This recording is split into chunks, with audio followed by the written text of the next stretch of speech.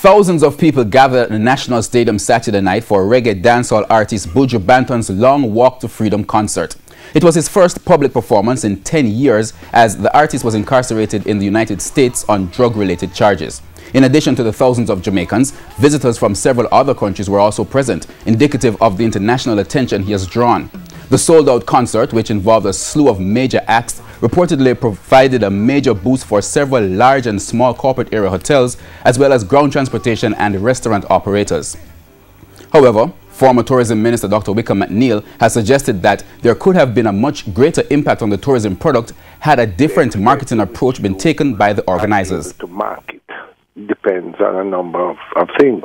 In this case, you would have needed to have, I think, to get more coverage, you would have had to have access to the artist. I'm not certain that he has done any interviews or, that you have had an ability to do that. So it's hard to market it more. Mr. McNeil acknowledged that with it being a private function done for commercial purposes, there are a number of issues that would restrict the industry involvement and benefits.